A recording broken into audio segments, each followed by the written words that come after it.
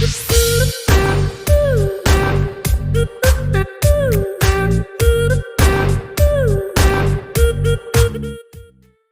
everyone, welcome back to another video session, and this is Paul. You are watching Billy's Educatilla.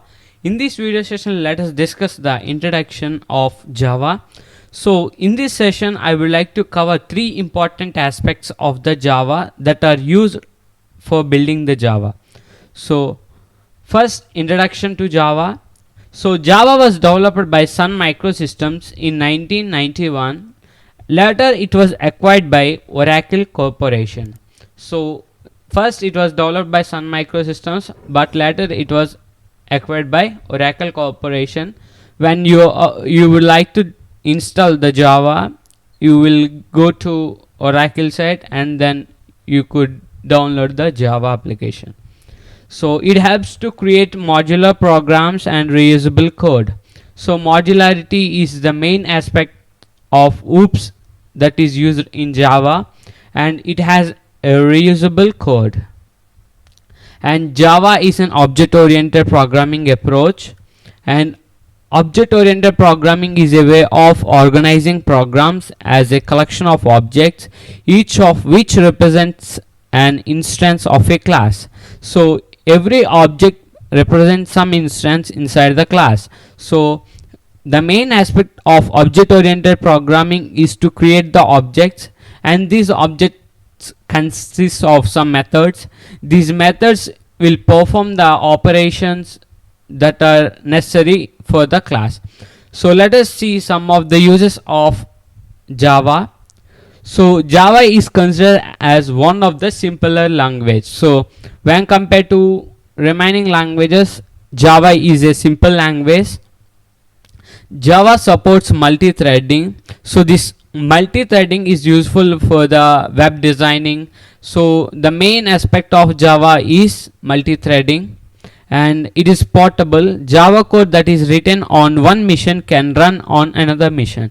If you create one Java code, so that Java code can be run in another machine. So it is portable in size. Okay, next, writing, compiling and debugging a program is very easy in Java. So a programmer or a developer writes the program. If the user wants to change or debug or compile the program, it is very easy. So when a user wants to change the program that was written by the developer, it makes easy for the user. Now let us discuss three main aspects that are embedded in the development of Java.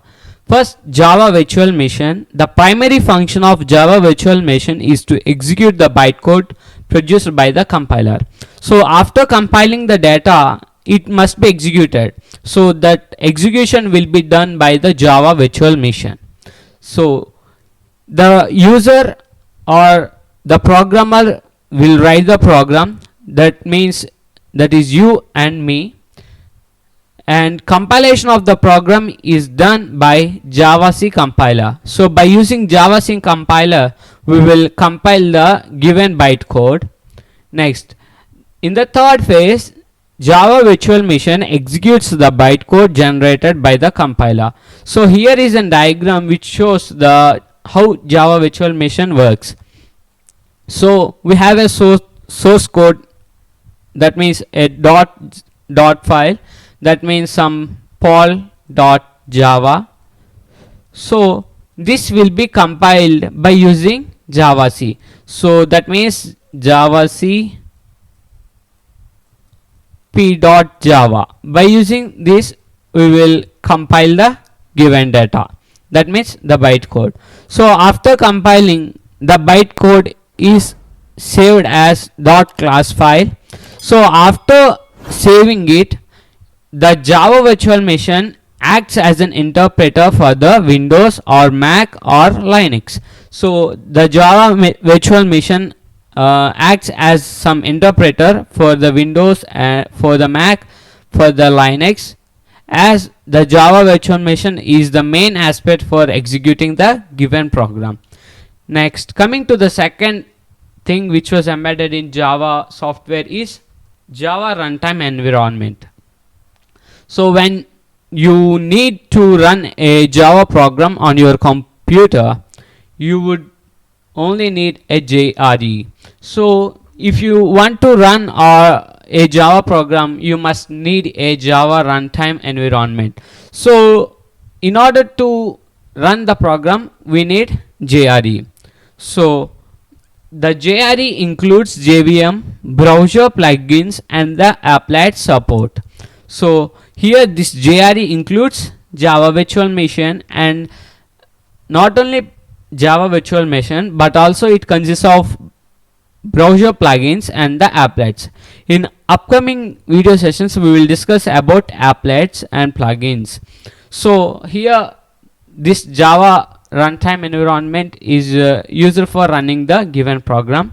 Basically we use CMD as a Java runtime environment because it is difficult to that means it is not necessary to download JRE separately, because CMD is a program which can run the Java or Python or any other programming.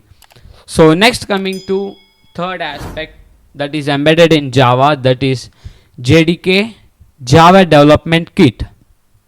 In order to create, compile and run Java program, you would need to install JDK in your computer. So in order to run this run the program and executing the program, you must need some kit. So that kit is none other than Java Development Kit. So this Java Development Kit comprises of JRE, and JRE comprises of JVM. So Java Development Kit not only consists of JRE but it consists of compiler, debugger and other compiling tools. And here JRE not only consider JVM but it has libraries and compiled class files. So I think so you understood it. In my next video session I would like to discuss the OOPS concepts in Java. So after completing that we will do some programs in Notepad. After that I will explain by using Eclipse. So I hope you will subscribe my channel and share to your friends and like the video and comment if you have any doubts. Thank you everyone.